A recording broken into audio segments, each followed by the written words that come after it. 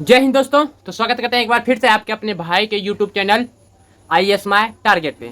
तो दोस्तों, हर दिन की भांति जो है इस चैनल पे प्रश्न को एनालिसिस करते हैं, यानी कि PYQ को देख रहे हैं, जिसमें कि सिविल सर्विस प्री में जो 2024 में पूछे गए थे GS पेपर 1, ठीक ना। जैसे कि प्रीलिम से में 2 पेपर होते हैं, GS और सीसेट। तो GS का हम सेट A को देख रहे हैं लगातार कई दिनों से, ठीक ना। तो जिसमें कि हम टारगेट रखे हैं 5 प्रश्न, प्रत्येक वीडियो में 5 प्रश्न, उनसे ज़्यादा हो सकते हैं लेकिन कम नहीं, ठीक ना। तो चलिए आज का जो ये सेशन रहेगा, प्रश्न संख्या 73 तक तो सॉल्व कर लिए, प्रश्न संख्या 74 से लेकर के आगे आगे कहाँ तक ये तो मालूम नहीं, लेकिन 5 से प्लस। तो चलिए देखते हैं, बिना समय गंवाए वीडियो को करते हैं स्टार्ट। जो भी नए हैं उनसे प्लीज़ रिक्वेस्ट है कि वीडियो जो फर्स्ट बार चैनल पे आए, प्लीज़ चैनल को सब्सक्राइब करने से पहले आप पूर्ण रूप से वीडियो को चेकआउट कर लीजिए कि इससे रिलेटेड है या नहीं। यदि आपके काम का है तो ही सब्सक्राइब कर लीजिएगा और बेल आइकन को प्रेस कर लीजिएगा, यदि नहीं होंगे तब तो आप क्षमा चाहते हैं। तो चलिए शुरू किया जाए सेशन को। देखिए, प्रश्न संख्या 73 तक कवर कर लिए थे, ठीक ना। तो आज हम प्रश्न संख्या 74 से शुरू करेंगे। तो देखिए, प्रश्न 74 क्या कह रहे हैं। प्रश्न संख्या प्रयास रहेगा कि शॉर्टलिस्ट आंसर बता के निकलने का, ठीक ना। कहे कि बहुत ज़्यादा टाइमिंग ले लेते हैं आप लोगों का प्रश्न को सॉल्व करने में। तो देखिए, प्रश्न 74 कह रहे हैं कि भारत के संविधान के संबंध में निम्नलिखित कथनों में से कौन सा सही है। अब यहाँ पे 3 कथन दिया हुआ है, तीनों को पढ़ के ये अनुमान लगाना है कि कौन सा कथन हम इसमें दिया जो है सही है। तो चलिए देखते हैं। पहला देखिए, नगर पालिका। पहला कह रहा है कि नगर पालिकाओं की शक्तियाँ संविधान के भाग 9 क में दी गई है। जी हाँ, ये बिल्कुल सत्य है। नगर पालिका की शक्तियाँ जो है संविधान के 9 के ए में है, ये सही बात है। और दूसरा कह रहा है कि आपात उपबंध संविधान के भाग 18 में दिए गए हैं। तो अब इनके बारे में बात करें तो आपातकालीन उपबंध जो है ये भाग 18 में दिया गया है, ये भी सही है, ठीक है। अब मान लीजिए 2 को सही है तो आगे हम प्रश्न को मिला भी सकते हैं, हम इस तरह से एलिमेट करके हम निकाल सकते हैं। देखिए, 1 और 2 जहाँ पे होंगे वो सही होंगे। तो देखिए, यहाँ 1 और 2 है तो ये सही हो सकते हैं। उसके बाद 1 2 नहीं है तो 1 नहीं है, 2 है 1 नहीं है, तो इस तरह से एलिमेट कर दीजिए। उसके बाद इसमें 1 है 2 नहीं है, ये भी एलिमेट हो गए। लेकिन यहाँ 2 बच गए, 1 2 3 और 1 2, तब 3 को भी सॉल्व करना पड़ेगा। तो देखिए, कथन 3 क्या कह रहे हैं। कथन 3 कह रहे हैं कि संविधान के संशोधन से संबंधित उपबंध संविधान के भाग 20 में दिए गए हैं। ये थोड़ा गलत हो जाएगा। अब गलत कैसे हो गया, देखिए, संविधान संशोधन भाग जो है वो अनुच्छेद 368 के तहत आता है, लेकिन इस पर विवाद नहीं है, ये गलत बात है, ठीक ना, ये गलत बात है। तो संविधान के संशोधन से संबंधित उपबंध संविधान के भाग 20 में दिए गए हैं, ये गलत बात है। इस तरह से देखिए तो इनका ऑप्शन ए सही जवाब हो जाएगा, ठीक है, और ये गलत हो गया। तो ऑप्शन ए इनका सही जवाब हो जाएगा। अब प्रश्न संख्या 75। तो देखिए, प्रश्न संख्या 75 क्या कह रहे हैं। प्रश्न कह रहे हैं कि भारत के संविधान के अनुसार निम्नलिखित में से कौन सा कथन सही है। तो भारत के संविधान के अनुसार देखना है। तो पहला कह रहे हैं कि अंतर्राज्यीय व्यापार और वाणिज्य राज्य सूची के अधीन एक राज्य विषय है। तो बता दें कि संविधान की 7वीं अनुसूची के तहत जो है राज्य सूची की प्रविष्टि 26, यानी कि व्यापार और वाणिज्य राज्य के भीतर कुल कवर करती है, जिसका अर्थ है कि अंतर्राज्यीय व्यापार और वाणिज्य राज्य सूची का विषय है। तो इसलिए इस दृष्टि से ये बिल्कुल सही है, ठीक ना। अब बात करते हैं बी। तो बी में कह रहे हैं अंतर्राज्य प्रवासन राज्य सूची के अधीन एक राज्य विषय है। तो देखिए, अंतर्राज्य प्रवासन राज्य सूची के अधीन एक राज्य विषय है, लेकिन अंतर्राज्य प्रवासन समवर्ती सूची का विषय है। तो प्रविष्टि जो है 33, यानी कि 33, जिस पर केंद्र और राज्य दोनों कानून बना सकते हैं, तो इसलिए ये नहीं होंगे, ठीक ना। तो इनका सही जवाब ऑप्शन ए है। बाकी सी को भी देख लेते हैं। देखिए, सी कह रहे हैं कि अंतर्राज्य संघरोध संघ सूची के अधीन एक संघ विषय है। तो देखिए, अंतर्राज्य संघरोध संघ सूची के अधीन एक संघ विषय है, ये ऐसा ये कह रहे हैं। तो संघरोध सूची का विषय है कि प्रविष्टि 81, यानी कि 81, लेकिन अंतर्राज्य संघरोध की बजाय संघ के अधिकार क्षेत्र में आने वाले क्षेत्रों में समुद्री और हवाई संघरोध का उल्लेख है। तो अंतर्राज्यीय संगठनों कुछ हद तक समवर्ती सूची, जैसे मान लीजिए जनसंख्या नियंत्रण और परिवार नियोजन से भी संबंधित हो सकता है, तो इस दृष्टि से ये भी गलत होगा, ठीक है ना। तो अब बात करते हैं इनका। तो देखिए, निगम कर राज्य सूची के अधीन एक राज्य विषय है, ये डी में कह रहे हैं। तो निगम कर संघ सूची का विषय जो है प्रविष्टि 85 यानी कि 85 जिसे केंद्र सरकार लगाती है, और इसको कौन केंद्र सरकार लगाती है, राज्य सरकारें निगम कर नहीं लगाती है, ठीक ना। तो इसलिए ये गलत हो गया, निगम कर नहीं लगाती है राज्य सरकारें, ये केंद्र सरकार लगाती है। तो ऑप्शन ए इनका सही है। क्लियर है। अब प्रश्न संख्या आगे बढ़ते हैं। तो देखिए प्रश्न जो है 76 क्या कह रहे हैं इनके बारे में जानते हैं। तो देखिए गाइस, प्रश्न संख्या 76 कह रहे हैं कि भारत के उच्चतम न्यायालय ने निजता के अधिकार को भारत के संविधान के निम्नलिखित में से किस अनुच्छेद के अंतर्गत रखा। तो ये आप लोगों को याद होना चाहिए कि अनुच्छेद 21 के अंतर्गत रखा है। अब अनुच्छेद 15 के बारे में बात करें तो अनुच्छेद 15 में जो है यह धर्म, मूल, वंश, जाति, लिंग या जन्म स्थान के आधार पर भेदभाव के निषेध से संबंधित मुद्दा को रखा गया है, ठीक ना। तो ये इसलिए गलत हो जाएंगे। लेकिन यहाँ पे जो कह रहे हैं कि उच्चतम न्यायालय ने निजता के अधिकार को कहाँ अनुच्छेद 21 में रखा है, ठीक ना।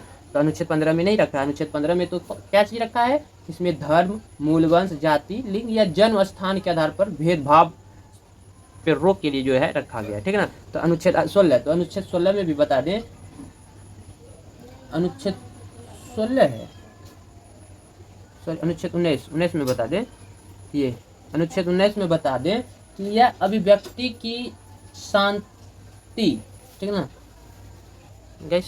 16 पहले अनुच्छेद 16, अभी थोड़ा देर पहले गाइस इनको याद करके आए। अनुच्छेद 16 हाँ याद है। तो अनुच्छेद 16 की बात करें ऑप्शन बी का, ऑप्शन बी क्यों गलत है तो इसको हम समझा रहे हैं। तो देखिए ऑप्शन बी इसलिए गलत है कि ऑप्शन बी में अनुच्छेद 16 का जिक्र किया है। तो अनुच्छेद 16 में जो है ये सार्वजनिक रोजगार के मामले में अवसर की समानता से संबंधित है। कौन, तो अनुच्छेद 16, ठीक ना। तो ये समान अवसर, रोजगार में समान अवसर के लिए जाने जाते हैं अनुच्छेद 16। उसके बाद अनुच्छेद 19 की बात करें तो इसमें जो है अभिव्यक्ति की स्वतंत्रता, शांतिपूर्ण ढंग से एकत्रित होने, संघ बनाने आदि सहित कुछ अधिकारों के संरक्षण से संबंधित है। तो इसलिए ये भी गलत हो गए इनके अकॉर्डिंग। लेकिन इनमें जो है अभी हम जो आपको बताए वही इनमें रिलेटेड है, इसलिए इस वजह से ये गलत हुए। लेकिन प्रश्न में जो कह रहे हैं वो अनुच्छेद 21 में है। अनुच्छेद 21 में क्या है, अनुच्छेद 21 में ये है कि प्राण और दैहिक स्वतंत्रता का संरक्षण से संबंधित, ये जो प्राण और दैहिक है तो प्राण और दैहिक स्वतंत्रता का संरक्षण से संबंधित है। और उच्चतम न्यायालय ने कई फैसलों में विशेष रूप से के.एस. कुट्टास्वामी बनब भारत संघ मामले जो कि 2017 में निजता के अधिकार को अनुच्छेद 21 के तहत एक मौलिक अधिकार घोषित किया गया है, ठीक है ना। तो इसीलिए इनका आंसर ऑप्शन डी होगा। क्लियर है, क्लियर। यदि आप लोगों को कोई डाउट है तो मैसेज के माध्यम से पूछ भी सकते हैं, उनका प्रयास करेंगे, अगले वीडियो में सोल्यूशन दे देंगे, ठीक है ना।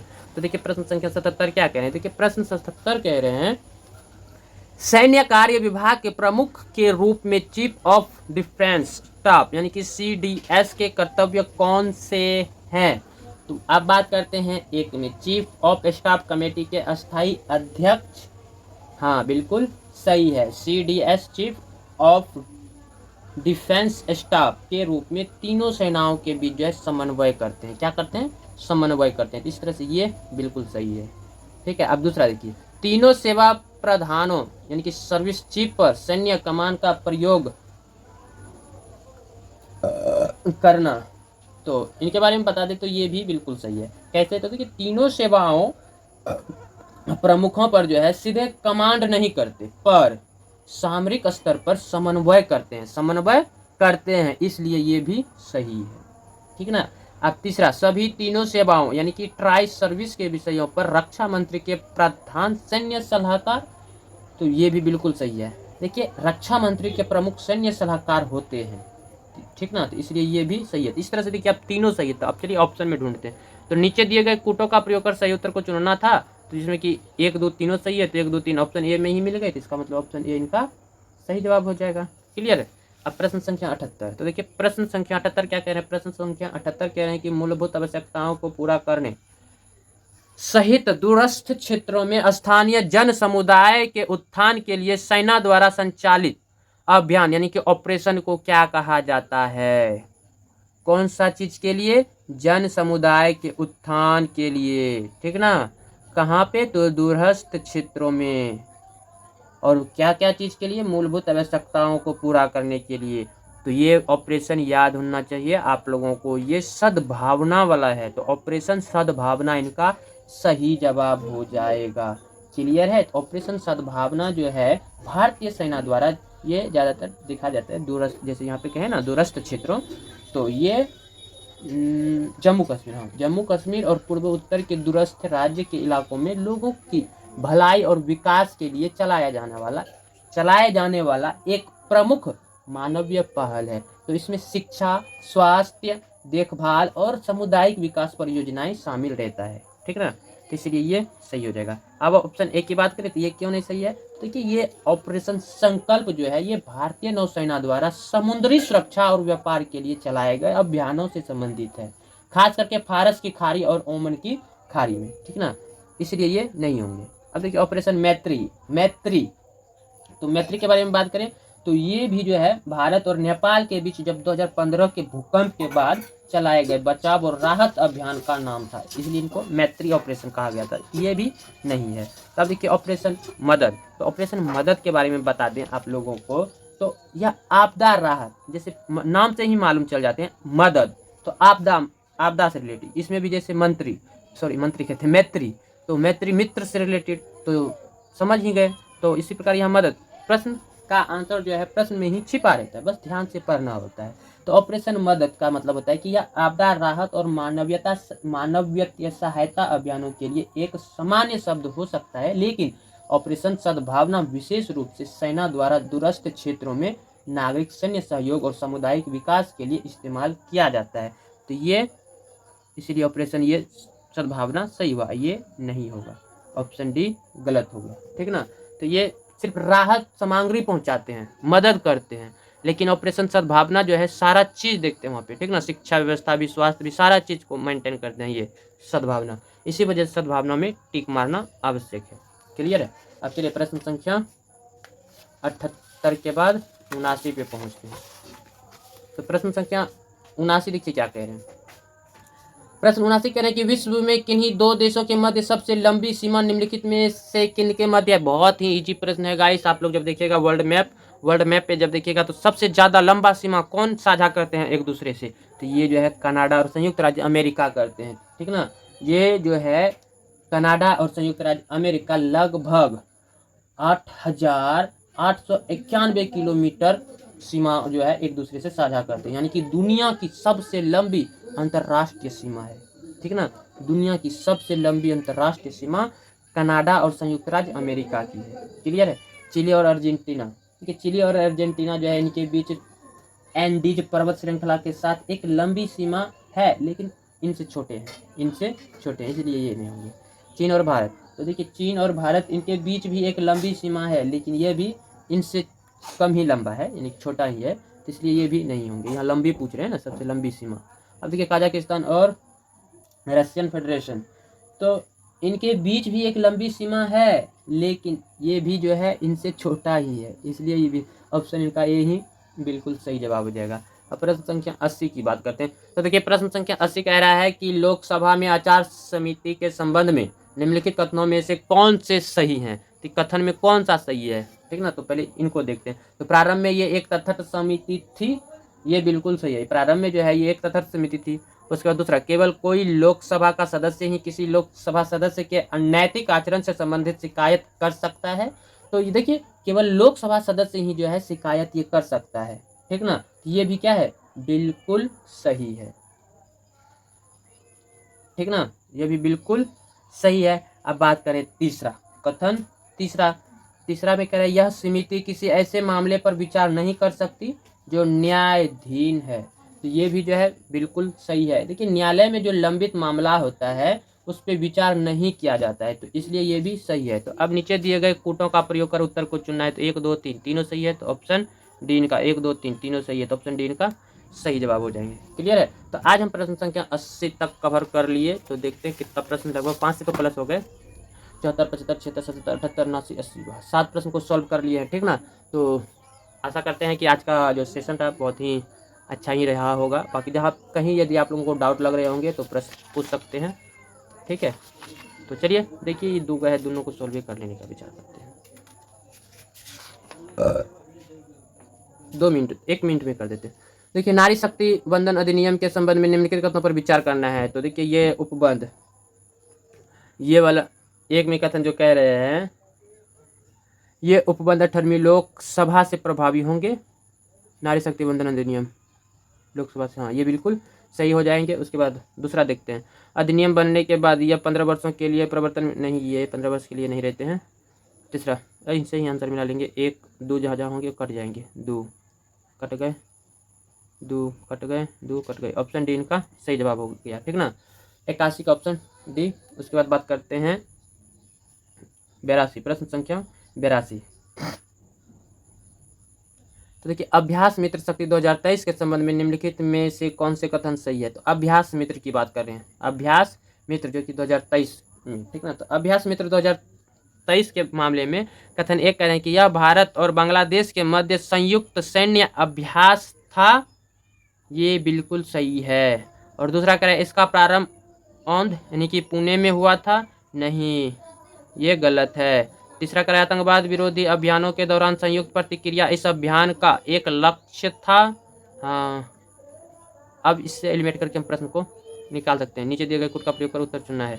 तो देखिए 1 और 3 सही है, 2 गलत है। जहाँ जहाँ 2 होंगे उसको एलिमिनेट कर दीजिए, 2 यहाँ भी 2। तो ऑप्शन सी इनका सही जवाब हो जाएगा। क्लियर है। तो हम प्रश्न संख्या 82 तक कवर कर लिए हैं। अब अगला जो वीडियो लाएंगे, अगला जो सेशन लाएंगे, वो प्रश्न संख्या 83 से आगे रहेंगे, यहाँ से प्रारंभ करेंगे। ठीक ना।